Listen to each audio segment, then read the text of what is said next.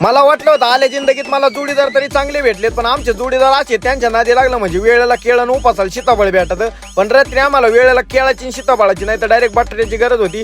पण आमचा एक कार्यकर्ता येतानीच खिशात बटाटे घेऊन आलता, मग आमचा डायरेक्ट विषय पंपात झालता. तर जय श्रीराम पाहुणे मंडळी, मी विका ब्लॉगर आजच्या नवीन ब्लॉग मध्ये तुमचं सगळ्यांचं स्वागत. आता एवढ्यात मी तुम्हाला ब्लॉग मध्ये तुमच्या समोर दिसत असाल म्हणून तुम्हाला कळत असाल, पण मी तसा जलांबल्यापासून लय नादी घे दुसरी ताशा वाजायला शिकलेलो आहे.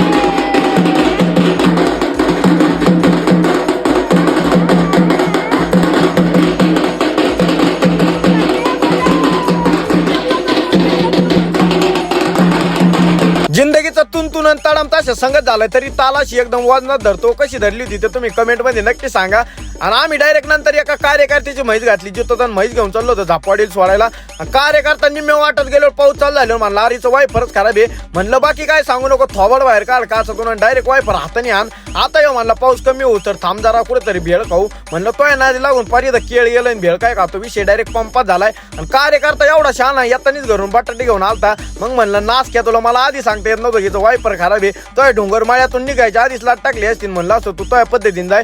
याच्या नादी लागून पक्का विषय पंपात झालता. त्याच्या गाड्यामध्ये सोन्याचा तोडा आणि आमच्या जिंदगीला लागलाय आता बिना वायफरची गाडी आणून घोडा.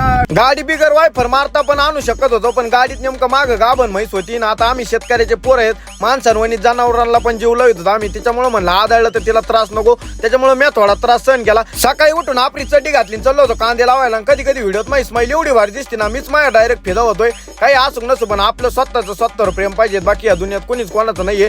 डायरेक्ट माऊ धुमशीत गावात निघलो होतो मामाच्या घरी. मामाला म्हणलं होतं मामा तुम्हाला तर काही पोरगी नाहीये, सगळा विषय पंपात झालेला आहे. आधीच तुम्ही मला आता रोप द्या, म्हणजे कसं यंदा कांद्याचे पैसे झाले का लागान करतो, विषय पंपात करून टाकतो. मामा म्हणले भाऊ टेन्शन काय घेऊ नको, लागान तेवढं रोप घेऊन जाय, पण यंदा नादच कर. म्हणलं विषयच पंपात करून टाकतो, टेन्शन घेऊ नका. आता अर्धा एकरचे कांदे लावायचे तर सकाळ धरून रोप उपटायचंय. म्हणलं किती माही फाटून हातात आली असा. बाकीचं उद्याच्या ब्लॉग मध्ये सांगतो, 1.5 किलोमीटर आत्ता फाटून हातात आलेली आहे.